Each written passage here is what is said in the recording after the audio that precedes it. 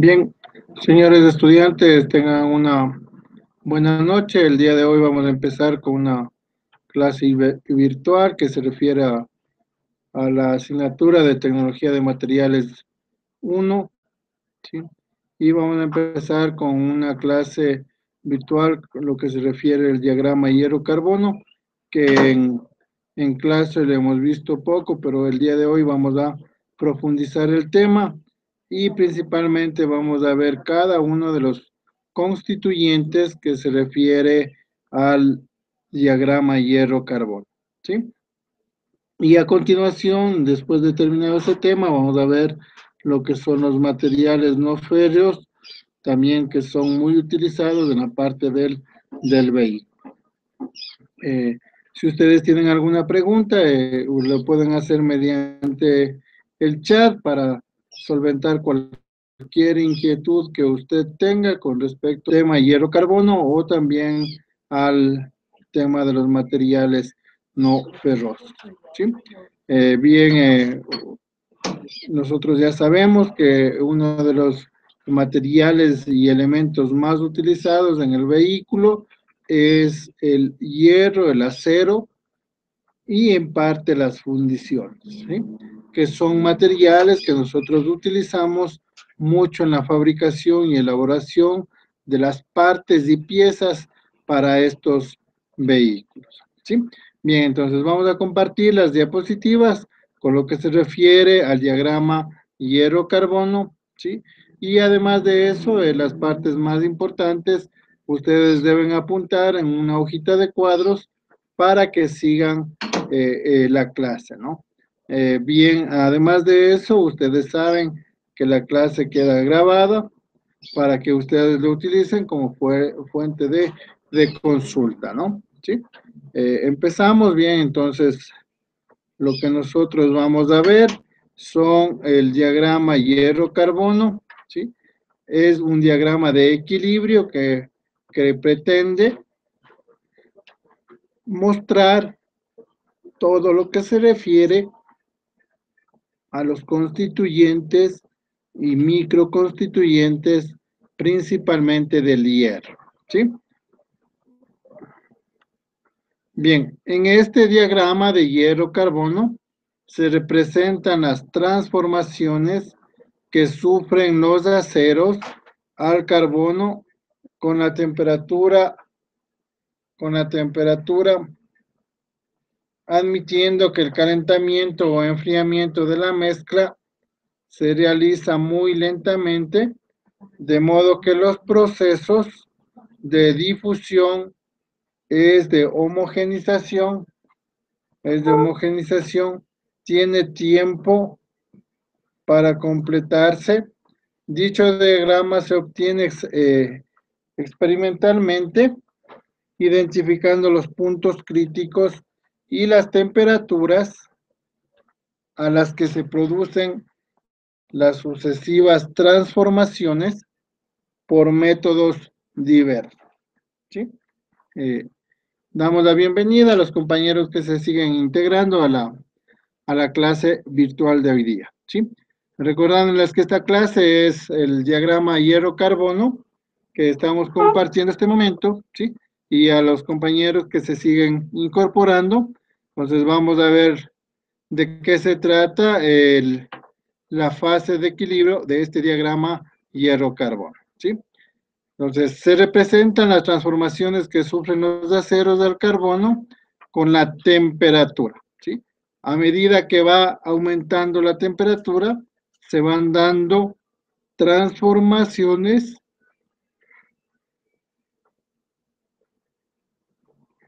internas en el acero, ¿sí? Estas transformaciones internas son las mezclas que se realizan lentamente, de modo que los procesos de difusión, de homogenización, tienen tiempo para completarse, ¿no? Dicho diagrama se obtiene experimentalmente, identificando los puntos críticos, y estos puntos críticos son donde van a estar cada uno de los saltos de temperatura, ¿sí? Para dar la transformación a cada uno de estos fases de equilibrio, ¿sí? ¿Cuáles van a ser los microconstituyentes que vamos a tener en la parte del diagrama hierro-carbono? Tenemos entonces, como ustedes también ya experimentaron en la parte práctica,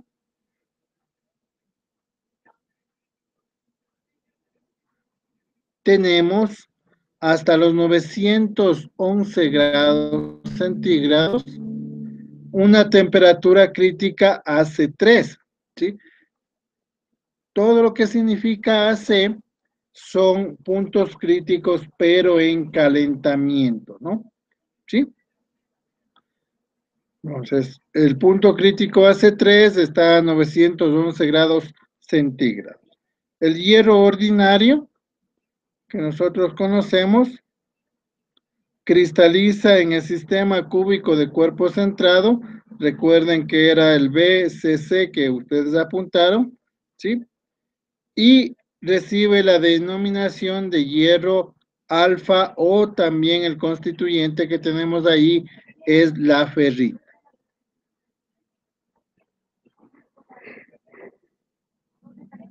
¿Sí?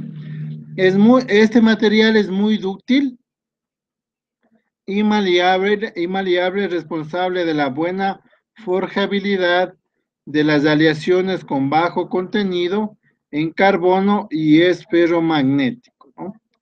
Hasta los 770 grados centígrados, y esta temperatura de Curie a la que pierde dicha cualidad se suele llamar también AC2, ¿sí? Entonces, apuntemos, la temperatura AC3 está en los 911 grados centígrados y la temperatura AC2 está en los 770 grados centígrados. Esto en el diagrama hierro-carbono, ¿sí? Entre la temperatura de los 911 y 1400 grados centígrados, cristaliza en el sistema cúbico de caras centradas y recibe la denominación de hierro y o austenita, ¿sí? Recuerde que esta austenita es la última fase de calentamiento que se tiene en este diagrama de equilibrio, y la austenita luego se puede transformar en martensita mediante el tratamiento térmico.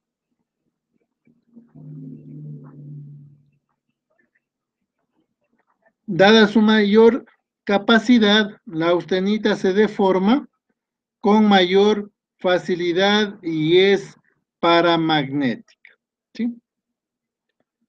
Esos son los microconstituyentes. Y en la temperatura que está comprendida entre los 1400 y 1538, recuerde que esta última temperatura es la temperatura de fusión. Cristaliza de nuevo en el sistema cúbico de cuerpo centrado y recibe la denominación de hierro alfa.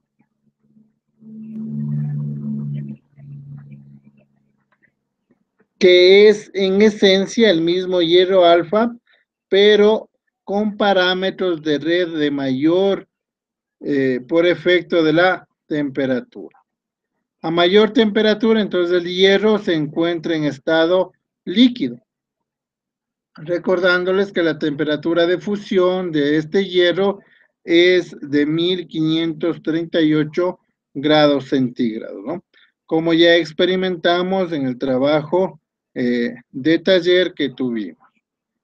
Si se añade carbono al hierro, se encuentra que se aumenta su grado de tenacidad y los átomos podrían situarse simplemente en las intersecciones de la red cristalina de este último, ¿no?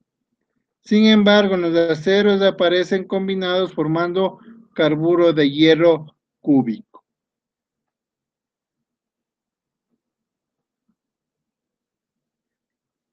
¿Sí? Eso es lo que nosotros vamos a tener Y los otros constituyentes tenemos la ferrita y la cementita como constituyentes también. Bien, la importancia de saber qué es la austenita y en esta parte la transformación de la austenita que nosotros tenemos, un eutéctico, ya sabemos que es un tipo de acero según el porcentaje de carbono que nosotros tengamos, ¿sí? Y un eutéctico es una composición para la cual el punto de fusión es mínimo, ¿sí? Que se denomina ledeburita. Lo que les manifestaba en clase, que hay otras estructuras intermedias, como nosotros podemos observar en este momento, y una de ellas es la ledeburita. Y contiene un 4.3% de carbono, un 64.5% de cementita, ¿sí? Y esta ledeburita aparece entre los constituyentes de las aleaciones cuando el contenido en carbono supera el 2%, ¿sí?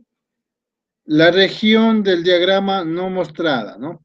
Entonces, recuerden que nosotros hemos visto el diagrama hierro-carbono únicamente hasta lo que se refiere a los aceros, que es un contenido máximo del 2.1% de carbono, ¿no?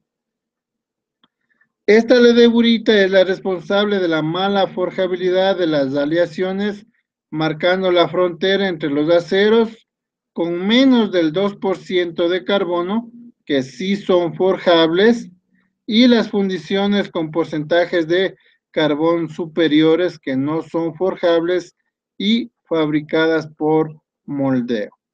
¿Qué es el moldeo? Vertir el material caliente en moldes que pueden ser de arena o también de hierro, ¿sí?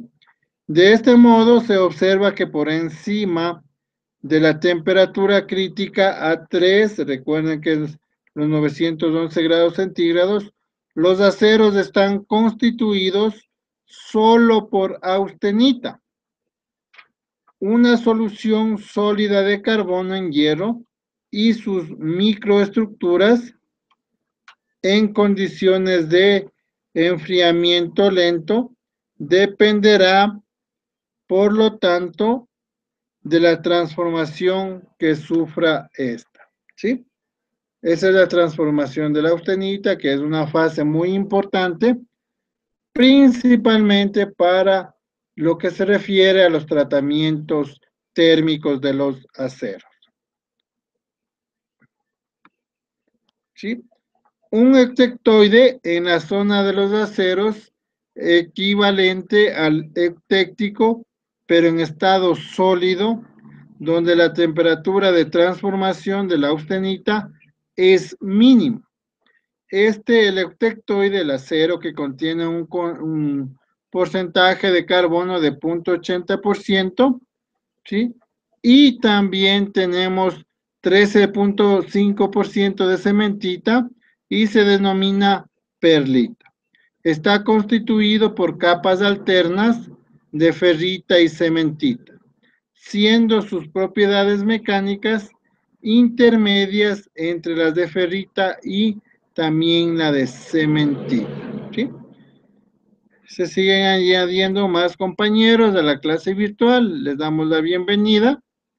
Y recordándoles que estamos en la clase del diagrama hierro-carbono, completando lo que ya vimos el día anterior en la asignatura, ¿sí?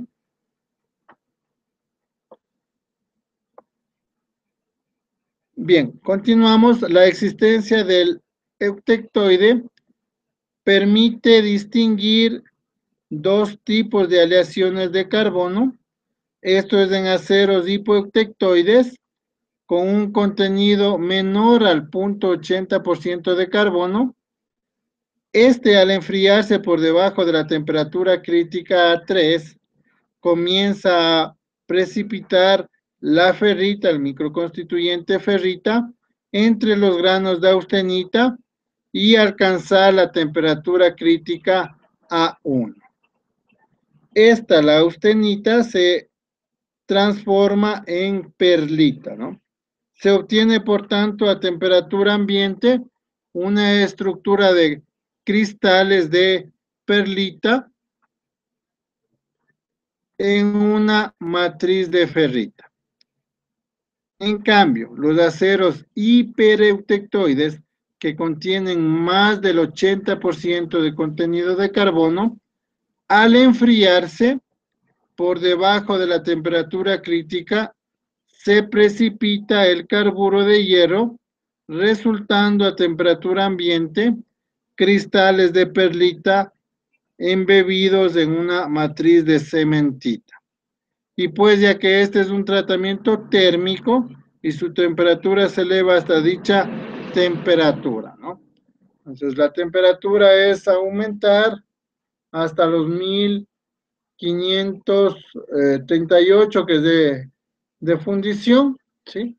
Y la temperatura de austenización, recuerde que está entre los 911 y los 1400 grados centígrados, ¿sí? Todo va a depender del contenido de carbono que tengamos de ese material. Bien, entonces ya sabemos qué es la martensita. La martensita es el constituyente típico de los aceros templados y se obtiene de forma casi instantánea al enfriar rápidamente la austenita. Es una solución sobresaturada de carbono en hierro alfa con tendencia, cuanto mayor es el carbono, a la sustitución de la estructura cúbica centrada en el cuerpo por tetragonal centrada tras la cementita y los carburos de otros metales, ¿sí? Bien, ya sabemos, la martensita entonces es el resultado del enfriamiento brusco que se produce de la austenita en martensita en un medio de enfriamiento que puede ser agua o puede ser el aceite.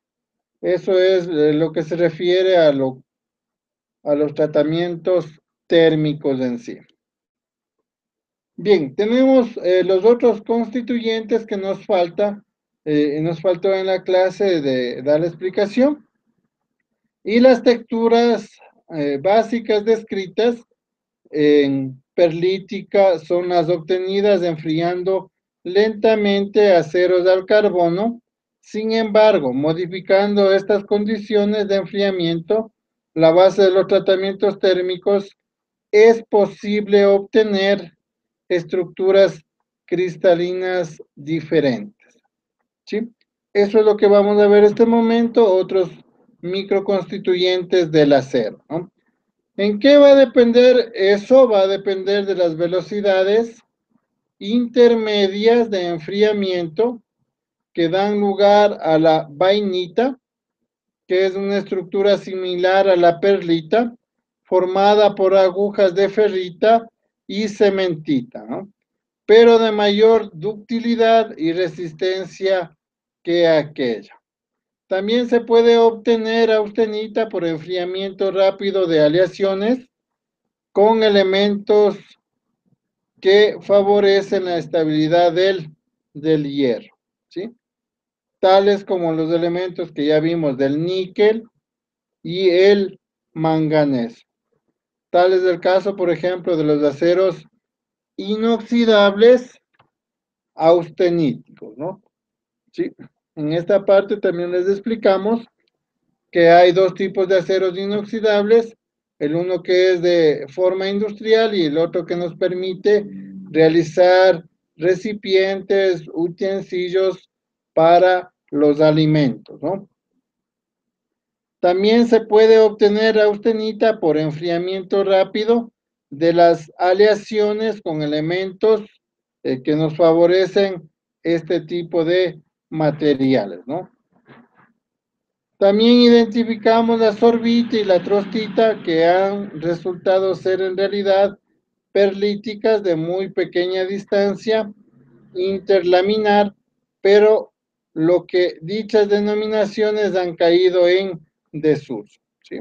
Entonces ahora estamos desde austenita hasta lo que se refiere martensita. Bien, como ya sabemos, son aleaciones de hierro-carbono las que pueden encontrarse los 12 constituyentes más importantes, ¿no? Entre ellas tenemos los constituyentes de ferrita, cementita, perlita, la austenita, la martensita y otras intermedias que son trostita, sorbita, vainita, ledeburita, estadita y también podemos encontrar lo que se refiere al grafito, ¿sí? Y este grafito ya sabe usted que es una alotropía del carbono, ¿no? Y además de eso tenemos otras impurezas, ¿sí? Bien, por favor, entonces ustedes en este momento copien en su hojita de cuadros estos constituyentes que nosotros tenemos en las aleaciones de hierro-carbono, ¿sí? Entonces copien estos 12 elementos que nosotros tenemos en su diapositiva, que es la ferrita, que es la cementita, perlita, austenita, martensita, trostita, la sorbita, vainita, ledeburita, estiadita, el grafito y las impurezas propias de estos materiales, ¿sí? Entonces, por favor, copien ustedes en su hojita de cuadros para que tengan en su carpeta y presenten el próximo sábado, ¿sí?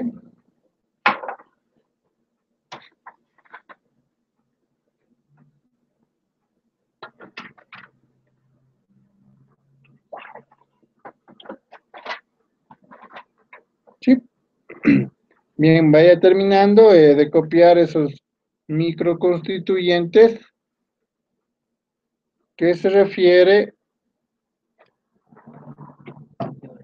a los microconstituyentes de acero, ¿no? ¿Sí?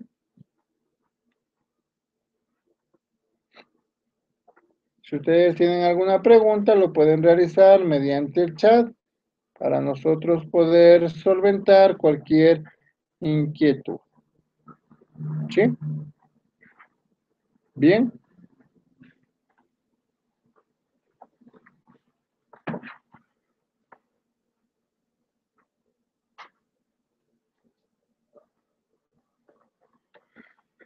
Continuamos, entonces vamos con los constituyentes y vamos a describir en este momento lo que se refiere a la ferrita. ¿Sí? Termine de copiar todos esos constituyentes.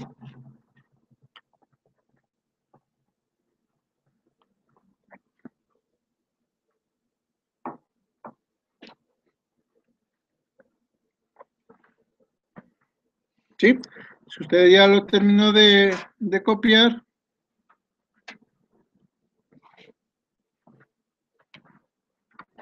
¿Sí? Entonces, continuamos, vamos a describir lo que se refiere a la ferrita, ¿no? Bien, la ferrita es un microconstituyente del acero. De acuerdo al incremento de la temperatura, se van dando estos microconstituyentes, ¿no? Aunque la ferrita en realidad es una solución sólida de carbono en hierro alfa, su solubilidad a una temperatura ambiente es tan pequeña que no llega a disolver en 0.008% de carbono. Por esta razón, es prácticamente se considera la ferrita como hierro alfa puro, ¿sí? La máxima solubilidad del carbono en el hierro alfa es del 0.2% de contenido de carbono en el punto crítico 723 grados centígrados. ¿Sí? La ferrita es el más blando y dúctil de los constituyentes de los aceros.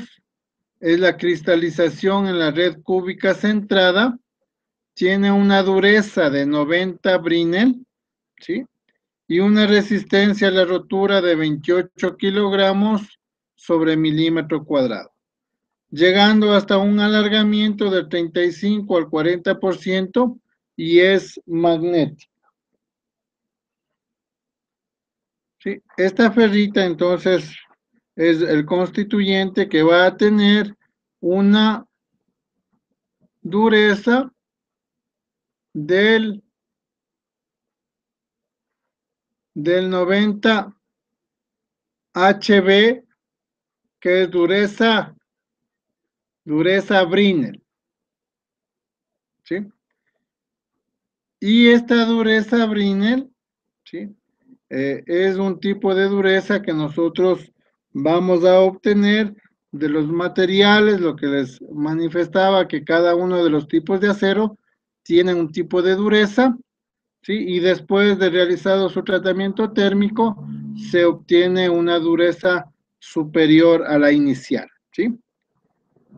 Aparte de eso, tiene una resistencia a la rotura de 28 kilogramos sobre milímetro cuadrado, ¿sí? Llegando hasta un alargamiento del 35 al 40% y es magnética. Esas son las características de este microconstituyente de los aceros que se llama la ferrita, ¿no? Bien, vamos ahora a describir qué es la cementita. Esta cementita es el carburo de hierro de fórmula CFE3, que es carburo de hierro, y contiene, por tanto, un 6.67% de carbono y el 93.3% de hierro. Es el constituyente más duro y frágil de los aceros, ¿sí? Alcanzando una dureza Brinell de hasta 700 HB, ¿sí? Es magnética hasta los 210 grados centígrados de temperatura, a partir de la cual pierde el magnetismo, ¿sí? Esas son las características principales de la cementita, ¿no? Entonces, esta cementita es un constituyente más duro que tienen los aceros, ¿sí? Y para los tratamientos térmicos va a depender del contenido de carbono para realizar el tratamiento térmico. En cambio, la perlita es un constituyente compuesto por el 86.5% de ferrita y el 13.5% de cementita, ¿sí? Este momento vamos a apuntar entonces lo que se refiere a la cementita y cuáles son las características de este microconstituyente, ¿sí? Entonces, por favor, usted en su hoja de cuadros escriba la cementita y sus características en función del microconstituyente que se da, ¿sí? Entonces, en su hojita de cuadros, por favor, realice el apunte necesario, ¿sí? Para pasar a la perlita, ¿sí? Entonces, usted debe apuntar que la cementita es el carburo de hierro y contiene, por tanto, el 6.67% de carbono y el 93.3% de hierro, ¿sí? Eso es la cementita, ¿no? Recordándoles que es el constituyente más duro de los aceros, ¿sí? Además, tiene que poner que es el constituyente que tiene una dureza de 700 HB. HB significa dureza Brinell, ¿sí? Entonces, HB, dureza Brinell. Esta es magnética hasta los 210 grados centígrados de temperatura, a partir de la cual pierde el magnetismo, ¿sí?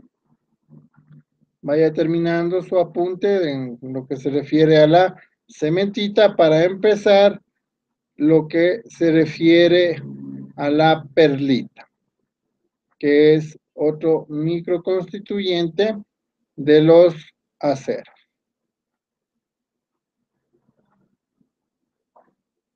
¿Sí? Bien, continuamos entonces. La perlita es un constituyente compuesto del 86.5% de ferrita y el 13.5% de cementita, o dicho en otra manera, existe también el 6.4 partes de ferrita y una de cementita, ¿sí? La perlita tiene una dureza aproximada de 200 HB. HB, recuerde que es dureza Brinell, ¿sí? Con una resistencia a la rotura de 80 kilogramos sobre milímetro cuadrado. Y posee un alargamiento del 15%. El nombre de perlita se debe a las irisaciones que adquiere al iluminarla, parecidas a las de las perlas, ¿no? Entonces, por favor, usted escriba lo que se refiere a este microconstituyente que se denomina ferrita, ¿no? La parte importante, ¿cuál es? Es un compuesto que tiene el 86% de ferrita, 86.5, y el 13.5% de cementita. Tiene una dureza de 200 HB, dureza Brinell.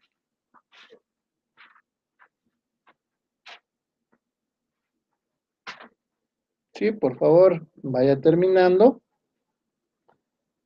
para continuar con el siguiente microconstituyente.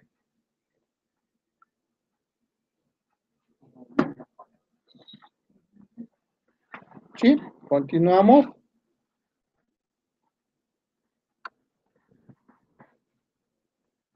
La austenita ya sabemos que es el constituyente en la fase de calentamiento de los materiales,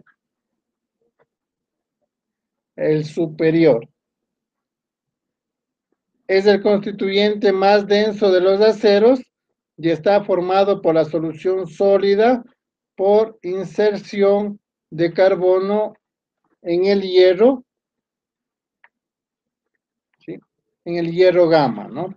La austenita está formada por cristales cúbicos de hierro gamma con los átomos de carbono intercalados en las aristas y en el centro, ¿no?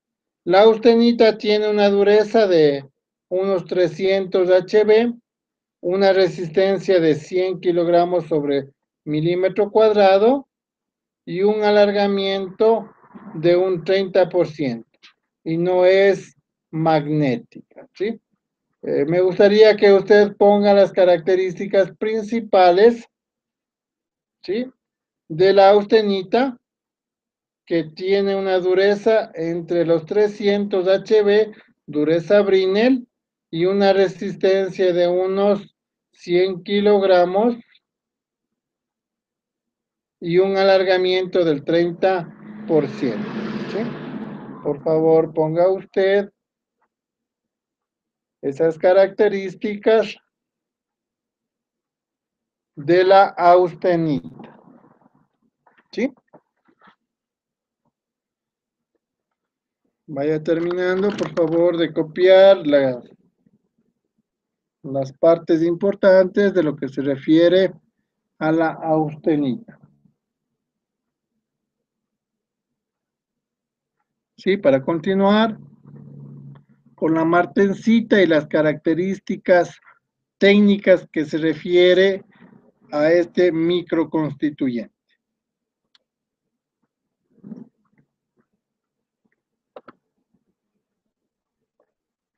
Bien, la martensita es el constituyente más duro, después de la cementita es el constituyente más duro de los aceros, y la martensita es una solución sólida sobre saturada de carbono en hierro alfa y se obtiene por enfriamiento muy rápido de los aceros.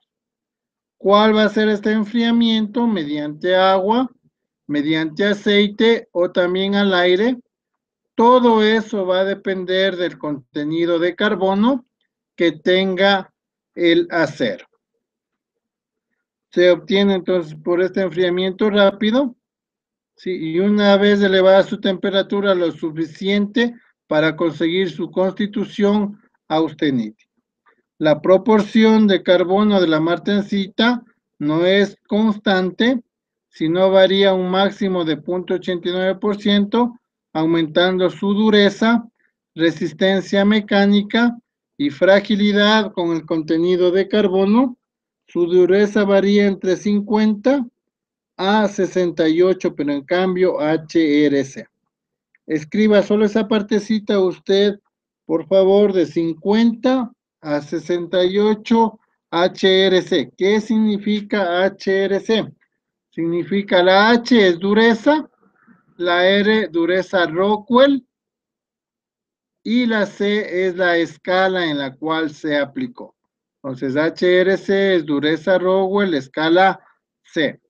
Su resistencia mecánica es de 175 a 250 kilogramos sobre milímetro cuadrado.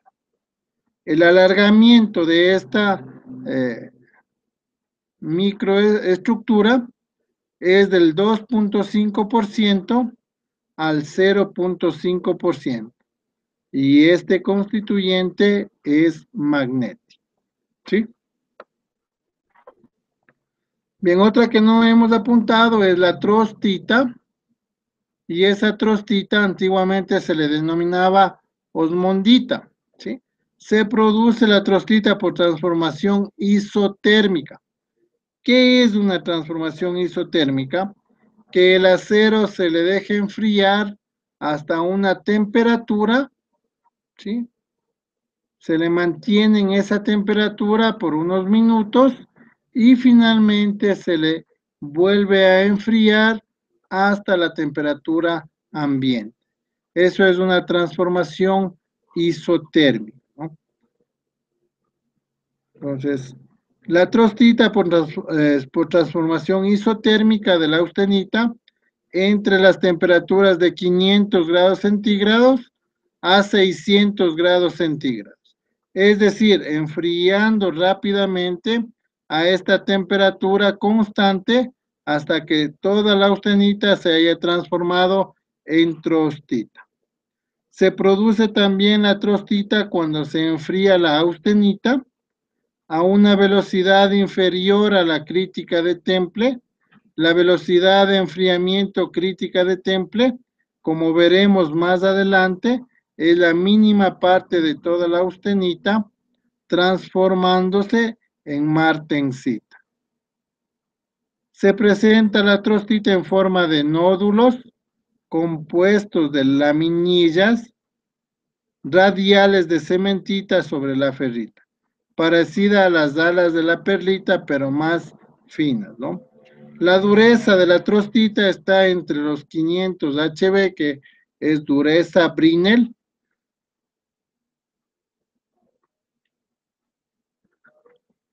Su resistencia es de 250 kilogramos sobre milímetro cuadrado y tiene un alargamiento del 7.5%.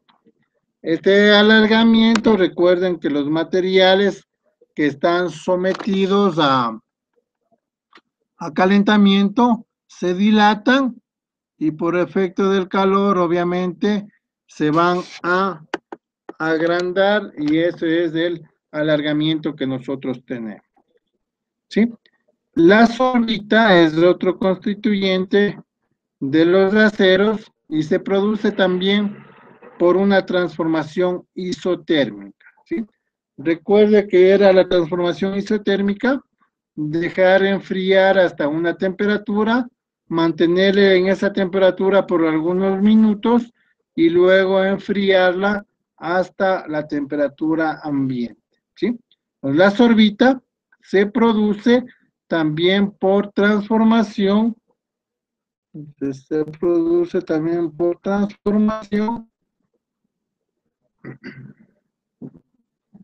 isotérmica, ¿no? ¿Sí? Es decir, enfriando rápidamente la austenita, que deberá estar a temperaturas por encima de la crítica, temperaturas por encima de la crítica, superior hasta una temperatura comprendida entre los 600 y 650 grados centígrados y manteniéndola a esta temperatura constante hasta su total transformación en sorbita. ¿Sí? De esa forma nosotros obtenemos la sorbita. ¿Sí? También me gustaría que ustedes apunten a lo que se refiere esta sorbita, ¿no? ¿Sí? Entonces ya saben que se produce por una transformación isotérmica de la austenita,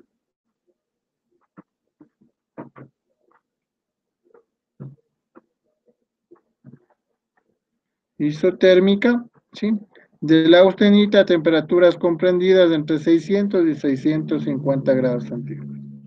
Por favor, apunte usted en su hojita de cuadro, ¿sí?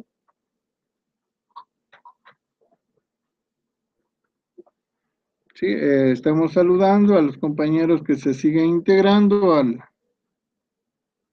la clase del día de hoy, ¿sí? Bien, vaya terminando, por favor, sus apuntes con lo que se refiere a la sorbita. ¿Sí? También entonces se produce por una transformación isotérmica, ¿sí? Ya saben a qué se refiere lo isotérmico. Dejar enfriar hasta una temperatura, mantener esa temperatura y luego dejar enfriar hasta la temperatura ambiente. ¿Sí? Bien. Si ustedes ya van terminando de realizar sus apuntes, vamos a continuar con la siguiente diapositiva que corresponde a la vainita, ¿no? ¿Sí? Entonces, terminamos de apuntar, por favor, lo que se refiere a la sorbita para empezar la siguiente microestructura que es la vainita, ¿no?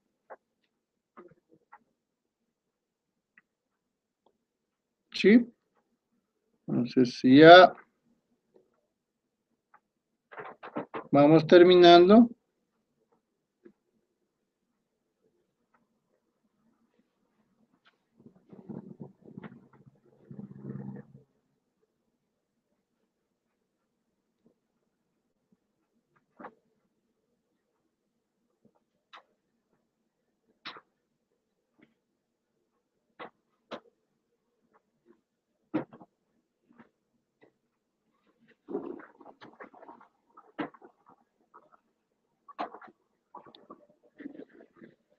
¿Sí? Continuamos entonces. Vamos con la microestructura de vainita, ¿no? Se transforma isotérmicamente también de la austenita entre temperaturas de 250 grados centígrados y 550 grados centígrados. Es decir, enfriando la austenita rápidamente hasta una temperatura comprendida entre 300 y 500 grados centígrados y manteniéndola después de una temperatura constante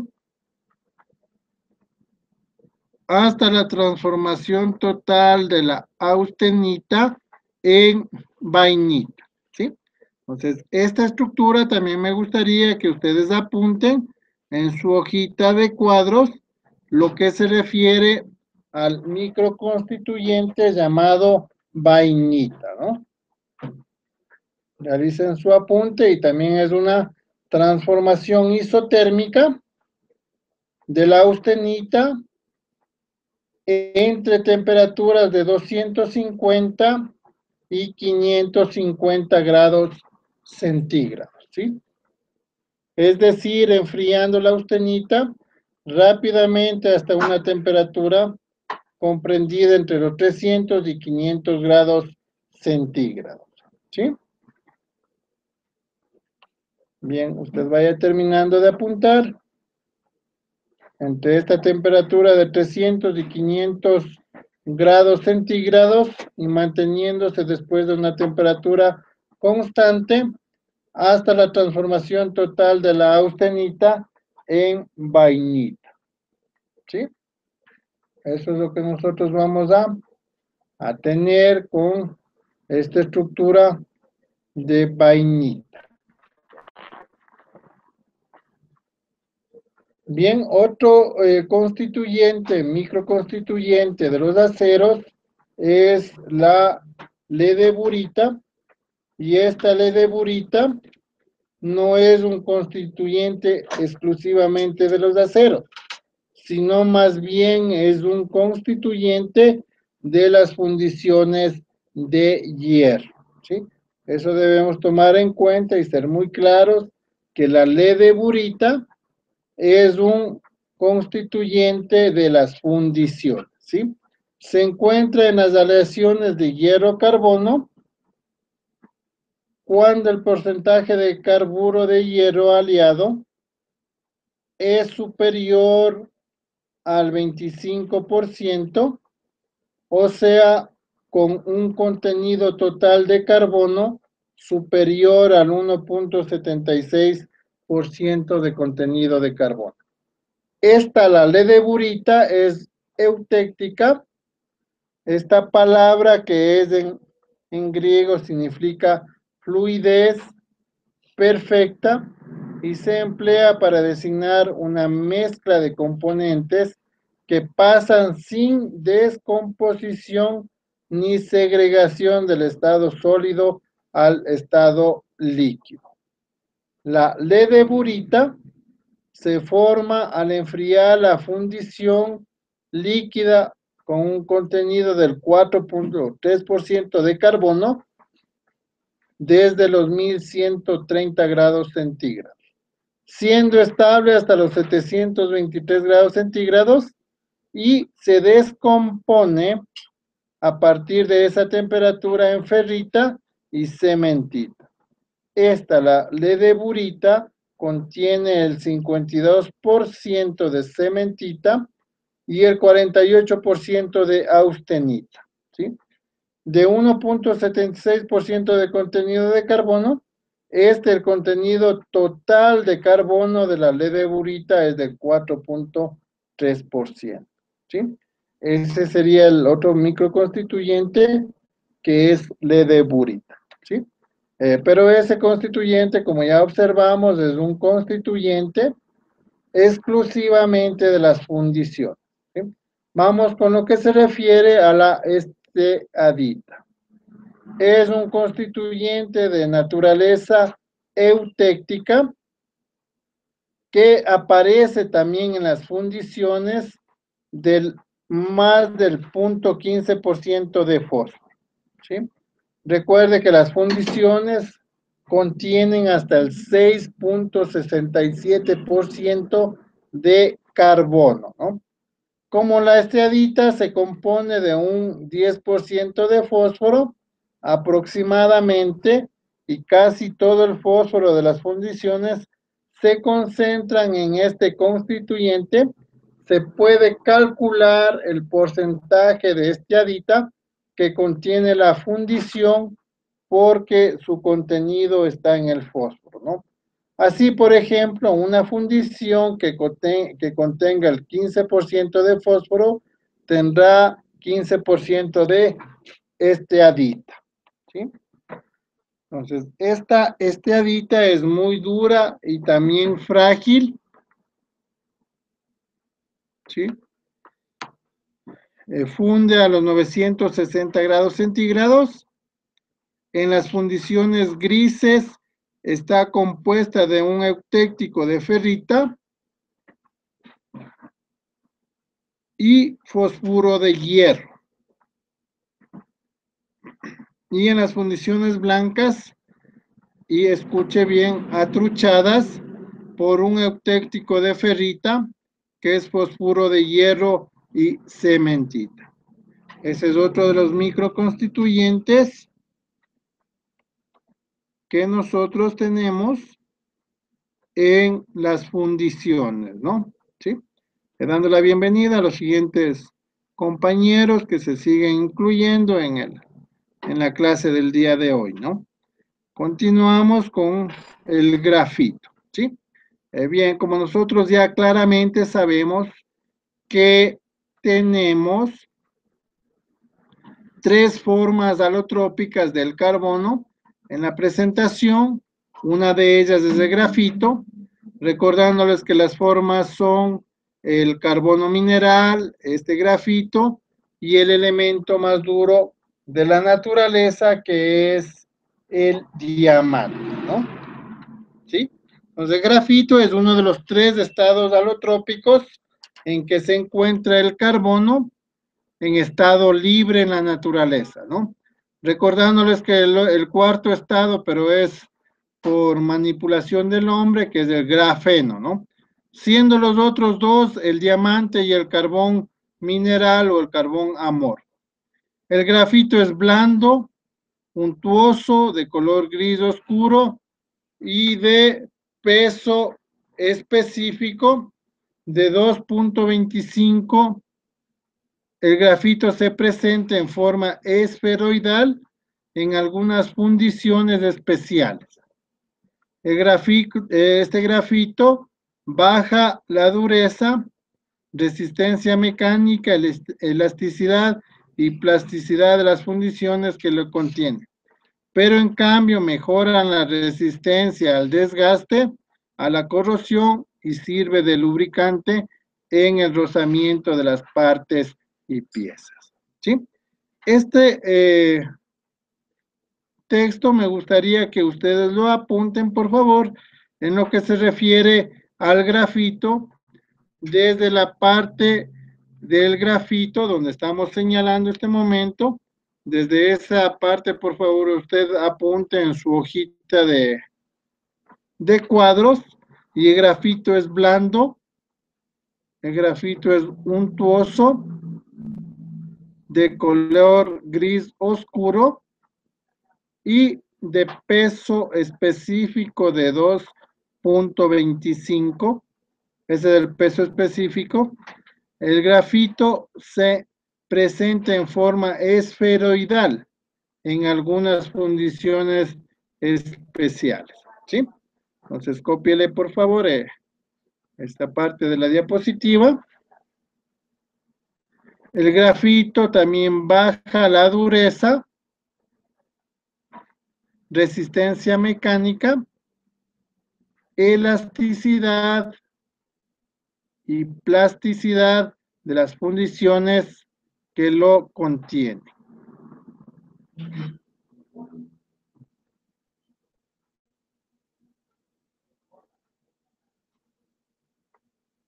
¿Sí? pero en cambio mejora la resistencia al desgaste, a la corrosión y sirve de lubricante en el rozamiento.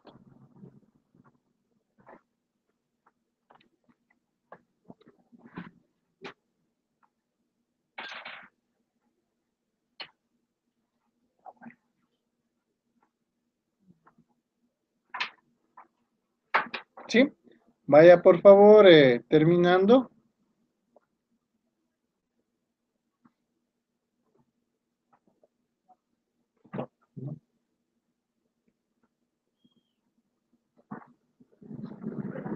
¿Sí?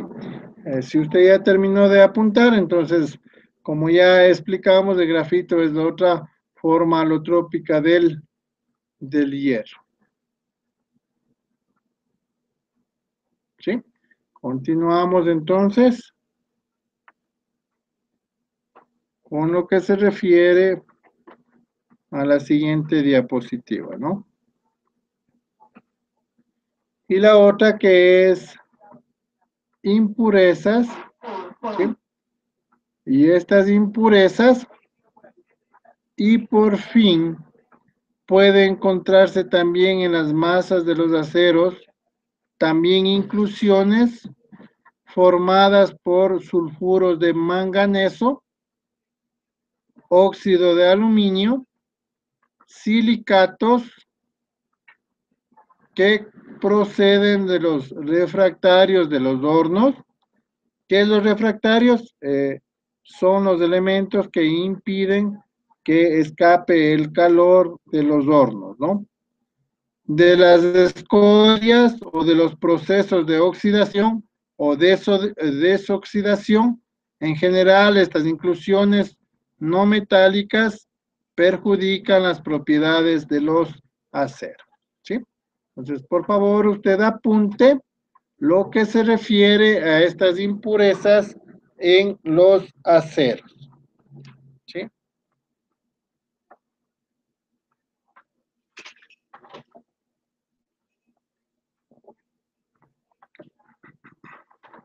Bien, sí. Vaya apuntando, por favor, las impurezas que también tienen los aceros, ¿no? Y por fin pueden encontrarse también en las masas de los aceros inclusiones formadas por sulfuros de manganeso, óxido de aluminio, silicatos que proceden de los refractarios de los hornos, de las escorias o de los procesos de oxidación o desoxidación. En general, estas inclusiones no metálicas perjudican las propiedades del acero, ¿sí? Bien, aquí entonces tenemos el resumen de lo que ya vimos en clase de la alotropía del hierro, ¿no? Este resumen, ustedes recuerden, ya lo apuntó en clase, y es el hierro cristaliza en variedad alfa hasta la temperatura de 768 grados centígrados. ¿Sí? La red espacial a la que pertenece es la red cúbica centrada, ¿sí? Que usted ya sabe, BCC, red cúbica de cuerpo centrado. La distancia entre estos átomos es del 2.86, la distancia de átomos. El hierro alfa no disuelve prácticamente en carbono, no llegando al 0.08% a una temperatura ambiente, teniendo como punto máximo la solubilidad a una temperatura de 723 grados centígrados. 723 grados, 723 grados centígrados, ¿sí? La variedad beta existe entonces en 768 grados centígrados a 910 grados centígrados, ¿no? Es igual al hierro alfa y únicamente la distancia entre átomos es algo mayor, ¿no? ¿Sí? Ese es el resumen que ya hemos realizado en clase. La variedad gamma se presenta de 910 grados a 1400 grados centígrados, cristaliza en estructura FCC. El cubo de hierro gamma tiene más volumen que el de hierro alfa. El hierro gamma disuelve fácilmente en carbono, creciendo la solubilidad desde el 0.85% a 723 grados centígrados, hasta 1.76% a 1130 grados centígrados, para decrecer hasta el 0.12% a una temperatura de 1487 grados centígrados. Esta variedad de hierro es magnético, ¿no? La variedad delta se inicia a los 1400 grados centígrados, observándose entonces una reducción en este parámetro hasta el 2.93% de distancia entre átomos y un retorno de una estructura del BCC, que era una red cúbica de cuerpo central, ¿sí? Y aquí tenemos el diagrama de hierro-carbono. Recuerde que los aceros tenemos hasta la línea segmentada en la gráfica, ¿sí? Hasta un 2.1% máximo de contenido de carbono, ¿sí? Eso en el diagrama. Ahora el contenido de carbono tenemos hasta el 1.76%, ¿no? Tenemos aquí, como usted observa, los puntos críticos. Tenemos del 1, 727, 723, 910, 911, 1400 y 1535, o también 1538, donde ya está el acero en estado. Es como usted experimentó en la clase del día sábado, en la práctica que usted realizó, ¿sí? Estos elementos, todo va a depender del contenido de carbono, el método de la chispa. Según el contenido de carbono, se realizaba la chispa, si es que era corta, larga o con estrellas al final de la chispa. Y en el caso del calentamiento con el proceso de soldadura oxiacetilénico, nosotros observamos que salía igualmente chispas, pero todo dependía del contenido de carbono, ¿sí? También hicieron experiencia en materiales que no eran férricos, en el caso de los materiales también como el aluminio, ¿sí? Que no esparce chispas, pero sí su punto de fusión es inferior. Y también, como ustedes observaron, el bronce primero salía un color verde. Entonces, el bronce, ¿qué es? Es una aleación entre el cobre y el estaño, ¿no? ¿Sí? Entonces, todas esas características hemos observado en lo que se refiere a los aceros, ¿sí? Y finalmente, tenemos lo que hemos ya visto en la parte teórica en el diagrama hierro-carbono, ¿sí? Si usted tiene hasta este momento alguna pregunta, por favor, realícele por el chat para nosotros solventar cualquier inquietud que tengan en este momento, ¿sí? Y vamos a ver el siguiente tema que les manifestamos, que a continuación lo vamos a exponer, ¿no? ¿Sí? Entonces, usted mediante el chat realice cualquier pregunta, cualquier interrogante que usted tenga en esta clase para solventar, ¿sí? Y si no, estaríamos en este caso ya viendo lo que se refiere a los metales no férreos, ¿no? Estos metales no férreos son los que nosotros vamos a tener en las partes y piezas mecánicas del automóvil, ¿sí? Entonces vamos nosotros a ver los metales no ferrosos, cuáles son sus características, cuáles son las utilidades que tienen estos materiales, ¿sí? ¿Sí? Bien, entonces empecemos la clasificación de los metales. Estos metales se clasifican, entonces, en metales ligeros, en metales pesados, ¿sí? Y este tipo de metales pesados, la densidad, ¿qué es la densidad? Todo material, sea líquido, gaseoso o sólido, tiene una densidad, ¿sí? Entonces, la densidad es la relación entre la masa y el volumen que ocupa el cuerpo. En el caso de los metales pesados, nosotros tenemos la densidad igual o mayor a 5 kilogramos sobre decímetro cúbico, ¿sí?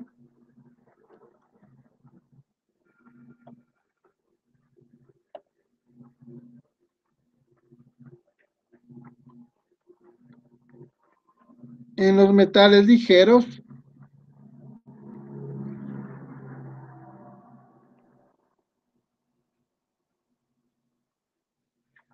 bien, una pregunta que nos pone el compañero, recuerde que el grafeno es una invención del hombre y este no arde. Es igual que la fibra de vidrio que vamos a tomar experiencia en la próxima clase, no arde, no genera chispas, ¿sí? Entonces es un material que no es inflamable, igual el grafeno no es un material inflamable, ¿sí? Y de hecho es un material más seguro en la elaboración y construcción de las estructuras de los vehículos, ¿no? ¿Sí?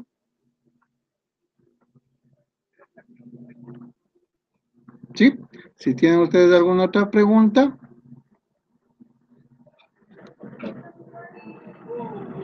el señor Gualoto nos pregunta a qué se refiere fundir o la fundición. Si se refiere a la fundición es un proceso que ha sido ocupado mediante muchos años a través de la historia y es con ello que se han descubierto también varios materiales, ¿no? ¿Sí? La fundición entonces se realiza de cualquier material ferroso o no ferroso, como el aluminio, como el mismo bronce, el cobre, ¿sí? El, en épocas anteriores se fundía también el oro para producir armas, ¿sí? Entonces la fundición es a través de la historia uno de los hitos muy importantes en el desarrollo de la industria en general. ¿Sí? Si tienen alguna otra pregunta, por favor.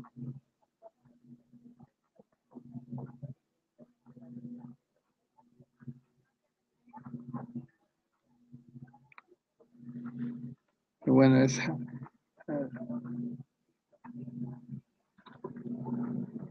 esa pregunta del señor Gonzaga, si no la entendemos, ¿sí? Bien, si ustedes no tienen ninguna otra pregunta, vamos con la clasificación de los metales no ferrosos, ¿no? Los metales no ferrosos se clasifican en pesados, ligeros y ultraligeros, todos ellos ocupados en la fabricación del automóvil, ¿sí? Su densidad es igual o mayor en los pesados a 5 kilogramos sobre decímetro cúbico y tenemos los siguientes materiales como el estaño, el cobre, el zinc, el mismo plomo que todos lo conocemos. Igual el plomo ya sabemos que es muy dañino y peligroso para nuestra salud, el cromo, también el níquel, wolframio y cobalto, ¿sí? Esos son entre los materiales pesados que tenemos y que se utilizan también en la elaboración de partes y piezas del automóvil, ¿sí?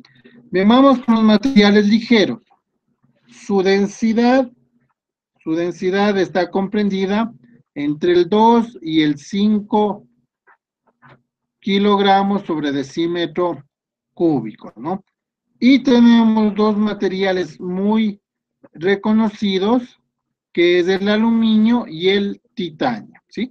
Aparte del aluminio, usted también puede realizar algunas aleaciones con lo que se refiere al aluminio y crear el dura aluminio, ¿sí?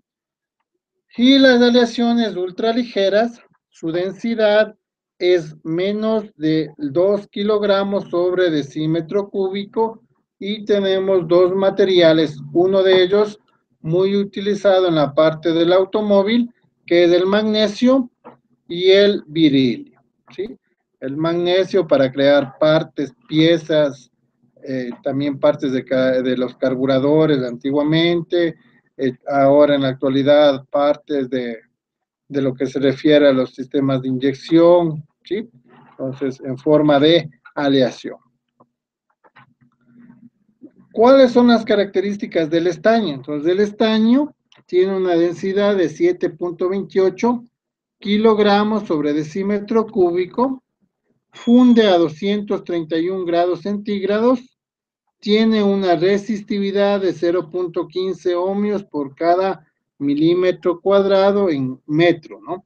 La resistividad, se recuerde usted en electricidad, vio que era la resistencia en ohmios por cada metro, ¿no?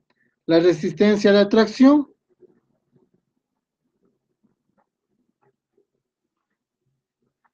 bien, el titanio líquido, como pregunta el compañero, es muy utilizado en algunas válvulas que se refiere a los automotores, principalmente a los camiones, ya que el titanio líquido también realiza la función de disipador del calor, ¿sí?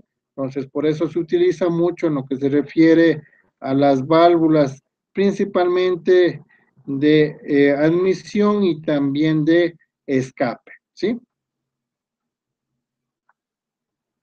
También el titanio, usted como lo sabe muy bien, tenemos en las grasas que ocupamos para las partes de los vehículos, la lubricación, ¿sí? Porque es un elemento que es justamente un lubricante natural que se tiene en los elementos, ¿no? ¿Sí? Bien, continuamos entonces con el estaño. El estaño tiene características, como ya vimos, densidad, el punto de fusión, la resistividad, la resistencia a la tracción y también tiene un alargamiento, ¿sí? Este alargamiento es del 40%, ¿no? Recuerde, cuando los materiales están sometidos a calor, entonces se da un alargamiento por la dilatación de los elementos mecánicos, ¿sí? Aleaciones de estaño, las más importantes que tenemos es el bronce, que ya hicimos la experiencia, que no generaba limaje, no generaba chispas en los procesos tanto de fundición con la oxiacetilénica como en el de la chispa, ¿no? Se ocupa también para soldaduras blandas, en el caso de la electrónica, para aleaciones de bajo punto de fusión, ¿sí? Que nosotros tenemos, ¿no? Vamos con el siguiente elemento, que es el cobre. Este cobre eh, muy utilizado en el vehículo, principalmente para hacer las instalaciones eléctricas, los cableados de los circuitos eléctricos del vehículo, ¿no? El cobre tiene una densidad de 8.90 kilogramos sobre decímetro cúbico. El punto de fusión está entre los 1083 grados centígrados, ¿sí? La resistividad, ya sabe a qué se refiere, a 0.017 ohmios milímetro cuadrado por cada metro. La resistencia a la tracción está de 18 kilogramos sobre milímetro cuadrado, ¿sí? Y el alargamiento del 20%.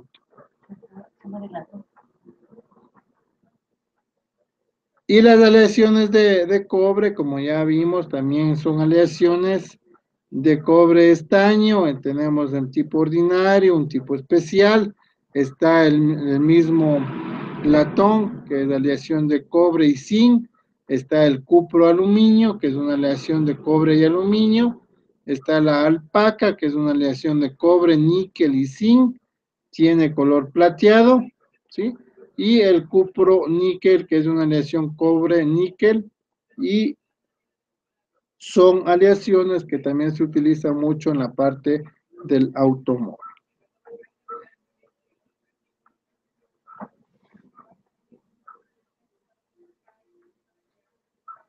Sí, como comenta el compañero, la fibra de vidrio todavía es muy utilizada en partes del automóvil. Recuerde que la fibra de vidrio absorbe muy bien el impacto, no es combustible, ¿sí? Es fácil de realizar y también es fácil de reparar. Entonces, algunas partes todavía del automóvil, recuerden ustedes que hubo un boom en cuanto a lo que se refería al tuning, utiliza mucho el la fabricación de fibra de vidrio en partes y piezas automotrices, ¿sí? Y en la parte acústica es todavía muy explotada en lo que se refiere acústicamente para construir cajas para los parlantes, ¿sí? Que dan una nitidez mejor a lo que se refiere al audio del vehículo principalmente, ¿no? Pero también es eh, ocupada para parlantes, para discomóviles, entre otras aplicaciones. ¿Sí?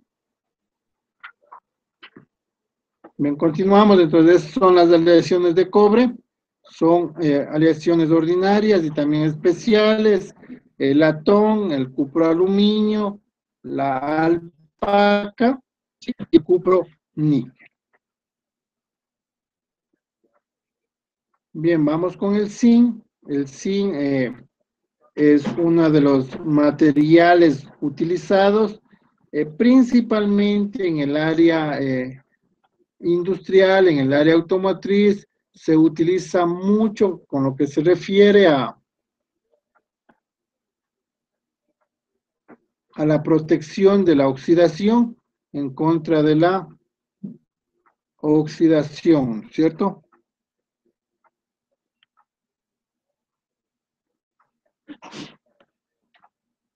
Exclusivamente para partes de automotrices. eh, si la pregunta se refiere, por ejemplo, a una polea, a ese tipo de cosas, no, es más utilizada como para partes que no están sometidas netamente a los elementos de tracción, ¿sí? Nosotros podemos poner guardas de protección con lo que se refiere a la fibra de vidrio, guardachoques, en ese tipo de partes automotrices, ¿sí? Pero no como una parte automotriz que esté sometida a lo que se refiere esfuerzos grandes de tracción. Cuando hablamos de tracción, sabemos que es compresión, flexión, cizallamiento. Entonces, si se refiere a eso la pregunta, como parte misma automotriz, no, pero sí como elementos para guardachoques, como elementos para incluso un vehículo fue construido total, algunos vehículos totalmente con fibra de vidrio, recuerden ustedes, ¿sí? En esa parte del automotor, sí, no como un elemento mecánico que soporta fuerza, ¿no? ¿Sí? Si es que esa fue la pregunta. Vamos con el zinc. Este zinc, como les dijimos, es muy utilizado para protección de la oxidación y posteriormente de la corrosión, ¿no? Nosotros fundimos el zinc y sumergimos las piezas que necesitamos nosotros proteger de la oxidación o de la corrosión, ¿sí? Muy utilizado también en el automóvil, ¿no?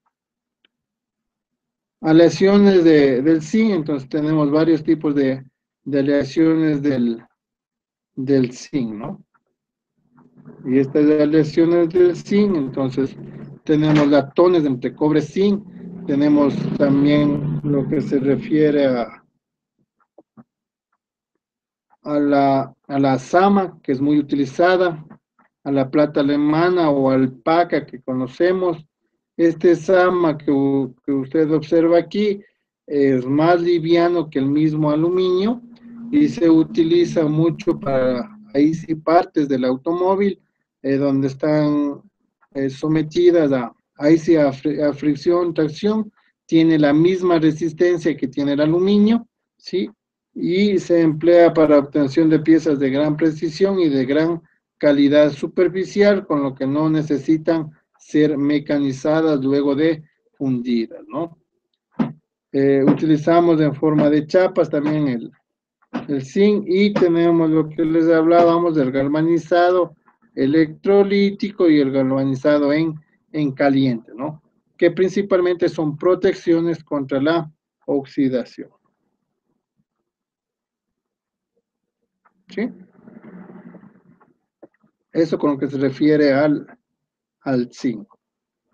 El plomo, entonces, el plomo usted ya sabe que es un elemento nocivo para la salud. Este plomo tiene una densidad de 11,34 kilogramos, es un metal muy pesado. El punto de fusión es bajo, de 327 grados centígrados. La resistividad, ya sabes, la relación ohmios, milímetros cuadrados por cada metro, la resistencia de la tracción y un alargamiento, ¿sí?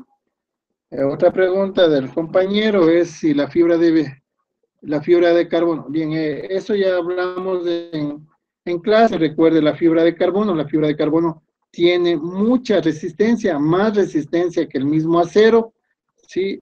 Es más liviana, es más resistente, es más durable, ¿sí? Absorbe muy bien los impactos, pero el problema es que no se fabrican partes y piezas automotrices es por el costo que tiene para la fabricación, ¿sí? Entonces, la fibra de carbono tiene mayor resistencia, es más fácil de moldear, ¿sí? Pero por la dificultad en cuanto al costo, entonces nosotros no utilizamos en los vehículos convencionales, ¿sí? A eso se refiere su pregunta, si es que es así, pues la fibra de carbono tiene mayor resistencia que el mismo acero. Bien, continuamos con lo que se refiere a los materiales pesados, tales como el cromo, como el níquel, como el wolframio, como el cobalto, ¿sí?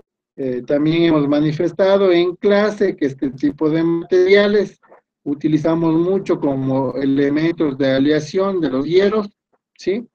Y en algunas herramientas que nosotros tenemos, ahí tenemos claramente identificado que es una herramienta, es una llave de cromo, níquel, de cromo vanadio, de acuerdo a los elementos aliantes que nosotros tenemos, ¿no? ¿Sí? Entonces, eso es lo que se refiere a esta parte del níquel, ¿no? El cromo entonces tiene un color gris de color acero, es muy duro y tiene una gran acritud, es muy resistente, ¿sí? El níquel tiene un color plateado brillante y se puede pulir muy fácilmente, ¿no? El níquel también se utiliza como un electrodo para el niquelado electrolítico que se denomina, ¿sí? que este niquelado es únicamente para proteger de la oxidación y de la corrosión, principalmente al hierro, ¿no? El wolframio, el tungsteno, el cobalto, que también son materiales que tenemos en los materiales y piezas mecánicas. El aluminio, entonces, el aluminio es uno de los materiales más utilizados en la parte del vehículo.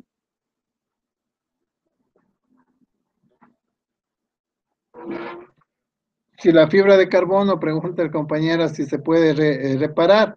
Sí se puede reparar la fibra de carbono, pero igual ese proceso es más costoso, ¿no? La reparación igual debe ser con los mismos elementos que se fabrica la fibra de carbono, ¿sí? Pero una vez que se ha hecho la reparación, esta reparación no va a tener la misma resistencia de la pieza original, ¿sí? Ese es el inconveniente, ¿no? En el caso de la reparación de fibra de carbono, la podemos hacer, pero ya no tiene la misma resistencia como pieza original, ¿sí? Bien, continuamos entonces con lo que se refiere al aluminio, ¿no? El aluminio tiene una densidad de 2.7 kilogramos sobre decímetro cúbico, es uno de los materiales muy utilizados en la fabricación, elaboración, construcción de partes y piezas mecánicas.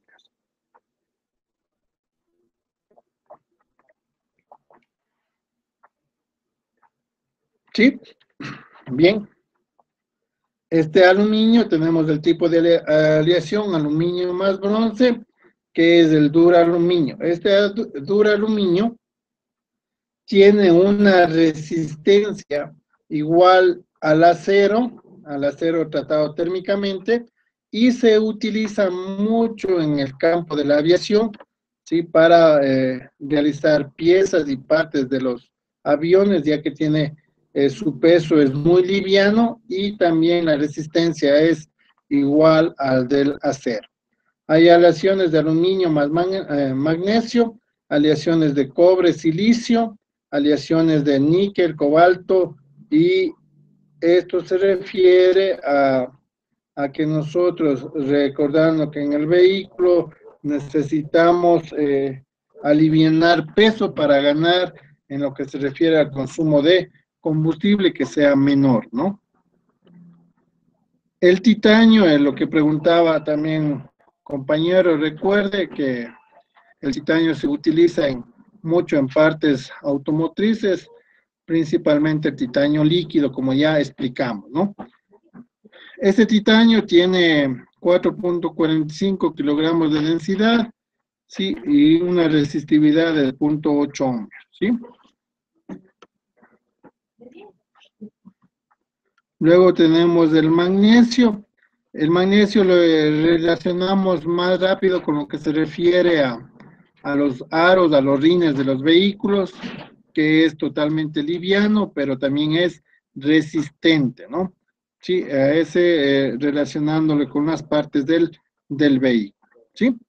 Y como ustedes saben, hay diferentes productos, diferentes formas comerciales de presentar estos productos, ¿no?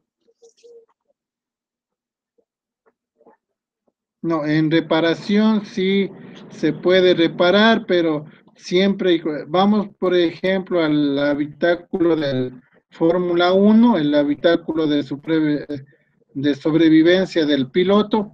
Obviamente, una vez que ya se ha impactado, usted ese tipo de reparación no le puede realizar porque es un elemento de seguridad, ¿sí? Entonces, el habitáculo del Fórmula 1 usted no lo puede reparar, tiene que necesariamente reemplazarlo en su totalidad, ¿sí? Entonces, cuando se trata de ese tipo de elemento, usted no lo va a poder reparar. Pero si es que es una reparación de una parte que no conlleve riesgo alguno para las personas, usted lo puede reparar tal como hace la fibra de vidrio, ¿sí? Entonces, eso hay que aclararles, por favor, si usted la fibra de carbono, obviamente, recuerde que ya se hacen discos de fibra de carbono, discos de freno, obviamente ese disco usted no lo puede reparar porque es una parte de la seguridad activa del vehículo, ¿no? ¿Sí? Para presentaciones comerciales tenemos muchas presentaciones comerciales en lo que se refiere a los productos, como hemos visto, en los metales pesados, los metales ligeros, ¿sí? En cuanto a lo que se refiere a este tipo de metales no férreos, ¿no? Si usted tiene alguna pregunta, la puede realizar, por favor, en el chat para solventar cualquier inquietud que usted tenga.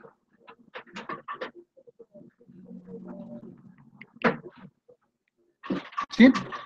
Bien, si tienen alguna pregunta, por favor, señores, mediante el chat la podemos realizar para nosotros solventar cualquier inquietud que nosotros tengamos, ¿no? ¿Sí?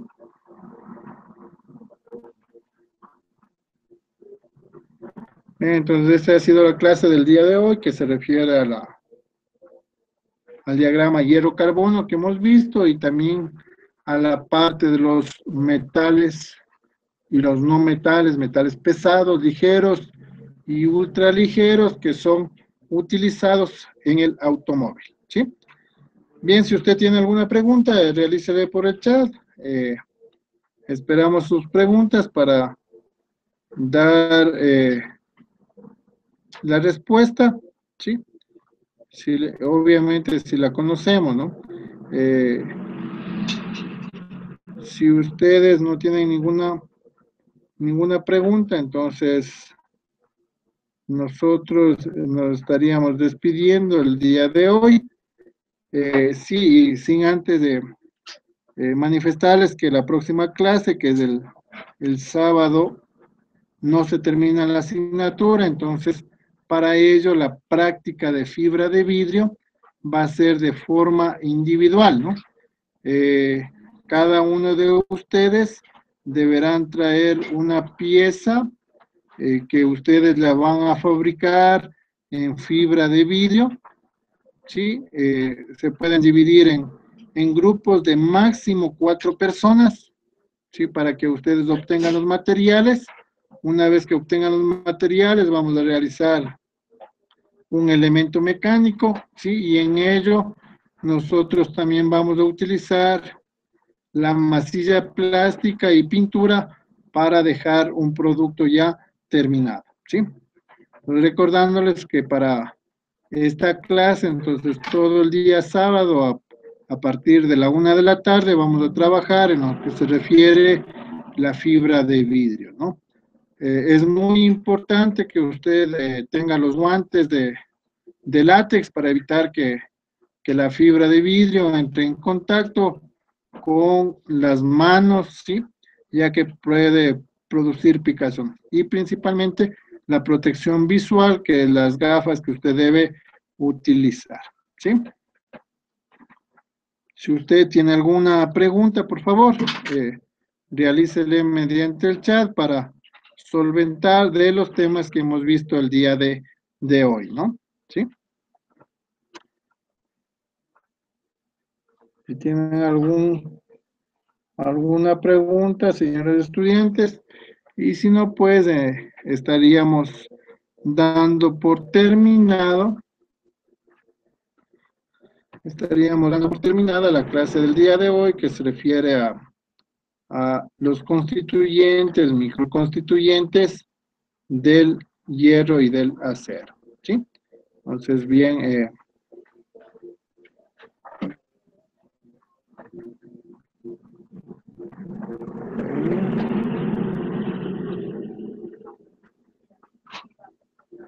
sí, ustedes, como ya les dijimos, el key de lo que se refiere a la fibra de vidrio en sí, vienen partes muy grandes en el kit, pero usted debe tener el acelerante y también la resina para que usted pueda trabajar.